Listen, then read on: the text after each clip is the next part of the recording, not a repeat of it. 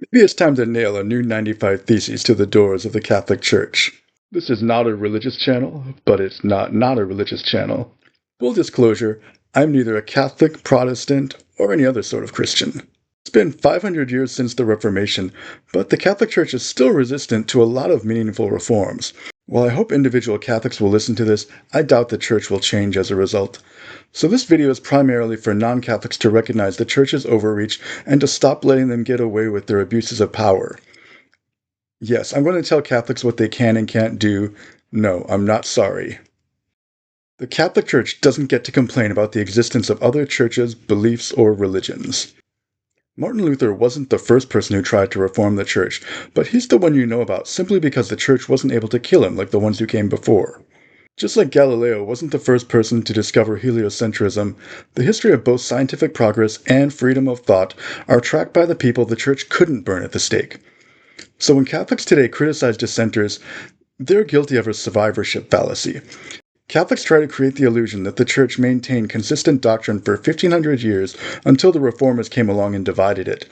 However, the reality is that the diversity of Christianity, scientific discovery, and the Enlightenment all could have happened sooner if the Church hadn't repressed it.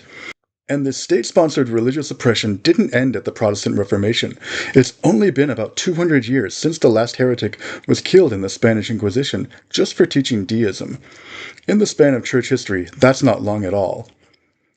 The Vatican tries to do mental gymnastics to claim it was a secular state and not the Church who murdered them, but that excuse only works because most people today don't know what it was like at a time before separation of church and state was the norm. Obviously, they only had blasphemy and heresy laws on the books because the Church told them, and it's not as if the Church was trying to stop it and they weren't listening. If anything, the Church didn't think they were going far enough. Allegedly, the Church was upset that the civil authorities chose to hang the last victim of the Spanish Inquisition rather than cruelly burning him alive, so the Church either placed his body in a barrel and buried it in unconsecrated ground, or burned the body in the barrel.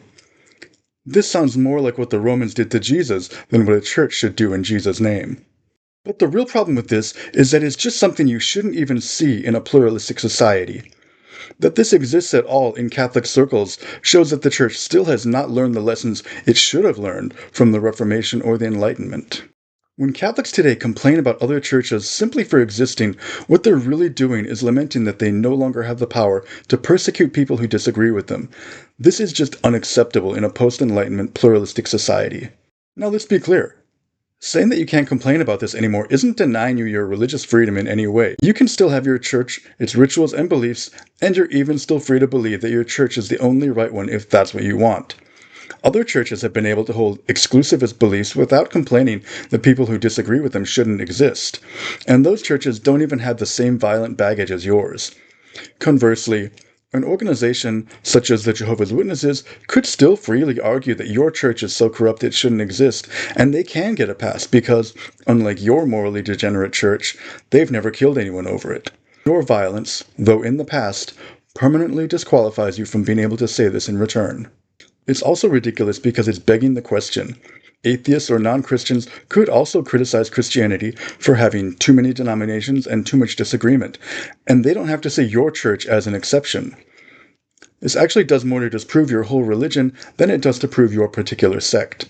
So for your own good, just stop saying it. The Catholic Church doesn't get to allow a celibate clergy to dictate the sex lives of others. This shouldn't even have to be said, but nobody should be taking sex advice from celibate men. It's bad enough that the Church allows their clergy to do this to their own members, but it's worse that they expect their unqualified celibate clergy to have any authority over the sexuality of non-Catholics. Not just because the clergy have no personal experience in the matter, it's because the clergy are overtly anti-sex. In this regard, Catholicism is worse than other Christian denominations, which also don't base their sexual ethics on consent, because the Catholic Church is based on a revulsion of sex. So even in the narrow sliver where the Church permits sex or permits sexual minorities to exist, it's really closer to a kind of concern trolling. One of the worst arguments I've ever heard from Catholics is that they say the Church protected gay men in the priesthood in contrast to the state governments that persecuted them. But just like blasphemy laws, anti-sodomy laws only existed because the Church said so. This actually sounds more like a protection racket. And when you look at its history, the Vatican usually looks more like organized crime than the Church of a moral God. Catholics are still free as individuals to let celibate clergy dictate their lives if they so choose, but it's ridiculous for them to expect anyone else to take them seriously. If that's too restrictive, they could always go back to the way it was before, when priests could marry. It's not like that was a rule that came from Jesus himself, or even in the first 1,000 years of church history. Even better, you could just start basing your sex ethics on consent, as is the norm in enlightened society. The church really just needs to shut up about sex. And lastly, because it's connected to both of these things, the Catholic Church doesn't get to claim to be pro-life. Even without considering the countless so-called heretics tortured and murdered, the Catholic Church has also killed many people in other ways. For centuries, the Vatican had its own army and even had its own executioner. You may be able to say the Church has been consistently anti-abortion, but it's only been against killing the already born for less than 10% of Church history. And because all of their history is essential, you can't honestly claim your church is pro-life when that's such a recent development. They never even present their position as a cautionary tale from their own experience, such as saying, "We think this is wrong because we too were guilty in the past." That would probably take more humility than the Catholic Church has ever been capable of. In fact, they're hoping you don't look closely enough at church history to see their hypocrisy. Now, in other churches, misdeeds in the past can be more easily condemned and disowned because those churches don't tie their religious authority to their leaders.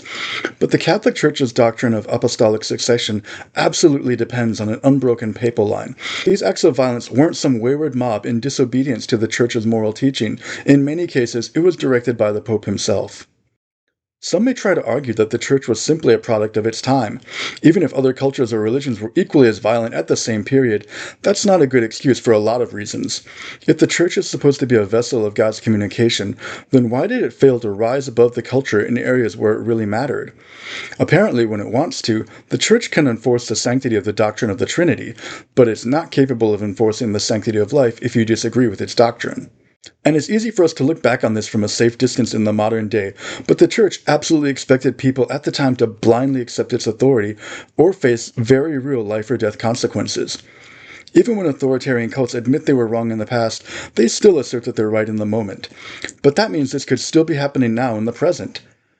How are we to know that the Church won't someday admit to being wrong about the very things they expect people to accept absolutely today?